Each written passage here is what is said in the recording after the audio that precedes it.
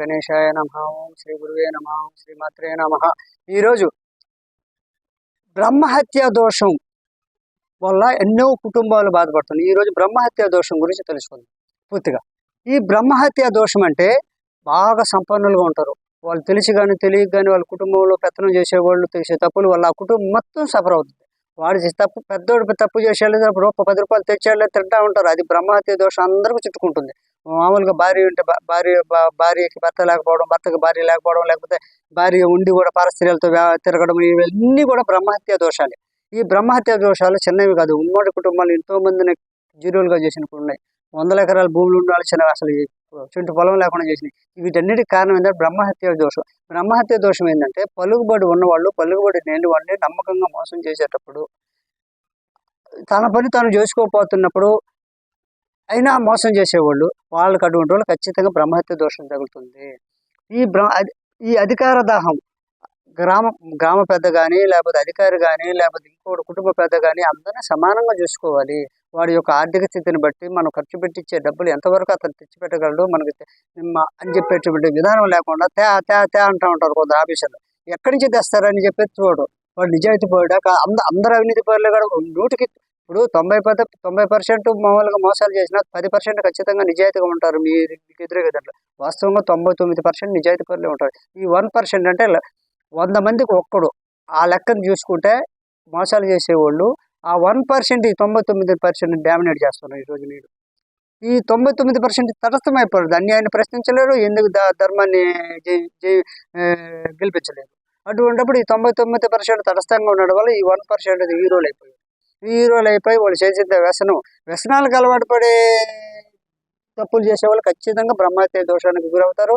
వాళ్ళకి మామూలుగా నయం కాని రోగాలు వస్తాయి, నయం కాని వ్యసనాలు వస్తాయి, కంట్రోల్ కాని వ్యసనాలు వస్తాయి, పరస్త్రీ వ్యామోహం ఉంటుంది, ఇప్పుడు కుటుంబం దెబ్బతింటుంది, నిజాలన్నీ కుటుంబంలో ఏదో ఒకరోజు తెలిసిపోయినప్పుడు నీకు సమాధానం చెప్పలేని పరిస్థితిలో ఉన్నప్పుడు ఈ బ్రహ్మహత్య దోషాలు ఖచ్చితంగా అవుతాయి.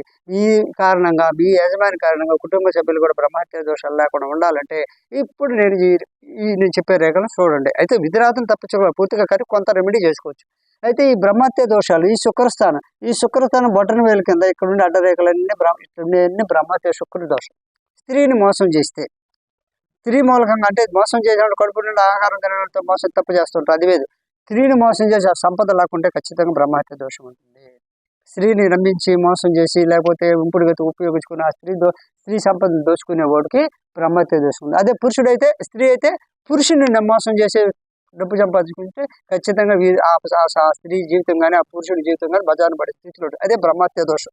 బ్రహ్మహత్య దోషం అంటే ఏదో కాదు, పురాణాల్లో బ్రహ్మహత్య దోషాలు వేరు, ఇప్పుడు వేరు. అంటే ఇప్పుడున్న పరిస్థితులు బట్టి స్త్రీ పురుషుడిని మోసం చేసినా, పురుషుడు స్త్రీని మోసం చేసినా ఇక్కడ అడ్డరేఖలు ఏర్పడతాయి. ఈ అడ్డరేఖల స్త్రీ బ్రహ్మదోషం. ఈ బ్రహ్మదోషాలు అనేటువంటివి ఈ అడ్డరేఖలన్నీ పోవాలంటే అనుభవించి కష్టాలు అనిపించాను, తప్పు చేసినాను, శిక్ష అనిపించాను అనుకునే వాళ్ళకి రెమెడీ చేయంగా వాళ్ళు నిజం తెలుసుకొని మామూలుగా మనిషిగా మారేటప్పటికి ఈ నిలువు రేఖలు ఏర్పడతాయి. ఇక్కడ చతురస్రాలు ఏర్పడతాయి. ఈ చతురస్రాలు నిలువులు రేపులు ఎప్పుడే బ్రహ్మహత్య దోషాలు కొద్దిగా పోయినట్టు. బ్రహ్మహత్య దోషాలు అంటే మనిషిని చంపడం కాదు, మనిషిని నోరు కొట్టి బతకడం. ఒక వ్యక్తి నోరు కొట్టి నువ్వు డబ్బులు సంపాదించుకుని నీ కష్టంతో బతకడం వేరు, ఒక నోరు కొట్టి బతకడం అనేది బ్రహ్మహత్య దోషం. ఖచ్చితంగా బ్రహ్మహత్య దోషం అనేది కలుగుతుంది. ఈ స్త్రీ పురుషుడిని మోసం చేసినా, పురుషుడు స్త్రీని మోసం చేసినా ఏర్పడేటువంటి బ్రహ్మహత్య దోషం ఇది అడ్డరేఖలు. ఈ నిలువు రేఖలు ఏర్పడితే బ్రహ్మహత్య దోషం నుంచి రెమెడీ అంటే నిజం తెలుసుకొని వాళ్ళకి జరిగిన నష్టానికి పశ్చాత్తాపడి, తెలిసిందే కదా మామూలుగా మనం రెమెడీలు చేసుకుంటాం, హిందూ సంప్రదాయ రెమెడీలు ఎవరైనా చేసుకుంటాం. హిందూ సంప్రదాయ భారతదేశంలో రెమెడీలు అందరూ చేస్తారు, వాళ్ళు కొందరు చెప్పుకోరు చూడరు. ఆ రెమెడీ చేసుకున్నప్పుడు నిలువు రేఖలు ఏర్పడడం కానీ చతురస్రాలు ఏర్పడడం కాబట్టి దోషాలు కొద్దిగా తగ్గుతున్నట్టు. నెంబర్ 1. నెంబర్ 2, గురుదోషాలు. గురు దోషాలు అంటే శిష్యు గురు సంబంధం ఉంటుంది. ఈ గురువు శిష్యుని మోసం చేసిన, శిష్యువు గురువు మోసం చేసిన ఈ అడ్డరేఖలు పడతాయి. ఈ అడ్డరేఖలు ఒక్కొక్కసారి ఏంటి తెలుసా, ఇక్కడ ఉండేటువంటి ఈ రేఖలు కొంతమంది తంత్ర విద్యలు ఉపయోగించారు అంటుంటారు. తంత్ర విద్య కన్నా ప్రమాదము గురుదోషాలు అంటే వాటినే తంత్ర విద్యల ప్రయోగం అంటారు, గురుదోషాలు అంటారు. గురుదోషము తంత్ర విద్యల దోషాలతో సమానం.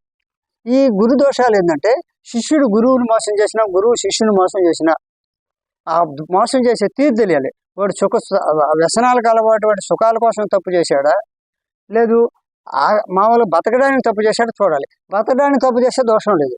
లేదు వ్యసనాలకు అలవాటు సుఖాలు అనిపించే తన కుటుంబంలో అభివృద్ధి చేసుకున్న శిష్యులు మోసం చేసేవాడు ఖచ్చితంగా గురుద్రోహి అవుతాడు. శిష్యులు గురువు మోసం చేసిన, గురువుని శిష్యులు చేసి ఖచ్చితంగా గురుద్రోహి అవుతారు. అంటే గురుద్రోహి అంటే శిష్యుడు చేయాలని లేదు. శిష్యుడు గురువుకి చేసినా, గురువు శిష్యుని మోసం చేసినా గురుద్రోహి అవుతుంది. ఈ గురుద్రోహం లేక కొన్ని చోట్ల త్రిభుజాలు ఏర్పడుతుంటాయి, కొన్ని చోట్ల మామూలుగా రకరకాల కత్తిళ్ళు ఏర్పడుతుంటాయి. తర్వాత ఈ రెక్క కింద ఈ వేడి భాగాల్లో కత్తిళ్ళు అడ్డగీతలు రకరకాలు ఏర్పడతాయి. వేడి యొక్క ఆకారం మారుతుంటుంది, నలుపు రంగులో మారుతుంది. సార్ ఇవన్నీ చెడు గుర్తులు ఏర్పడితే ఖచ్చితంగా గురుద్రోషంగా భావించాలి. ఈ గురుద్రోషం పోవాలంటే గురుగ్రహాన్ని శాంతి చేయించుకోవాలి. ఇక్కడి నుంచి ఎవరికి అన్యాయం చేయకుండా నిజాయితీగా బతికే అలవాటు చేసుకోవాలి. రూపాయి కోసమని కాదు, అంటే మోసం చేస్తే అనకూడదు. ఒక వ్యక్తి నమ్మిన వ్యక్తిని మోసం చేస్తే ఖచ్చితంగా గురుదోషం గురుకు కూడా తగులుతుంది. నెంబర్ 2 శని దోషం. ఈ శని దోషం కాడ ఈ శనివేలు దగ్గర ఈ అడ్డరేఖలు ఏర్పడాయి అనుకో, అంటే పితృదోషాలు. తండ్రికి ఆస్తి తిండి పెట్టకుండా తండ్రికి ఆస్తి లాక్కోవడం, ఇవన్నీ అంటే తండ్రి కావచ్చు, పెద్దనాయన కావచ్చు, పెద్దల్ని మోసం చేసి, మన ఉమ్మడి కుటుంబంలో ఉన్న పెద్దలను మోసం చేసి వాళ్ళ ఆస్తి పెరుక్కుంటే కారణంగా ఖచ్చితంగా పితృదోషాలు ఏర్పడతాయి. ఈ పితృదోషాలు ఇక్కడ చెప్పిన శుక్రదోషాలు కాదు, స్త్రీ పురుషుడు. ఇక్కడ మాతృదోషాలు తల్లిని మోసం చేసినా కూడా ఇక్కడ బ్రహ్మత్య దోషం కింద.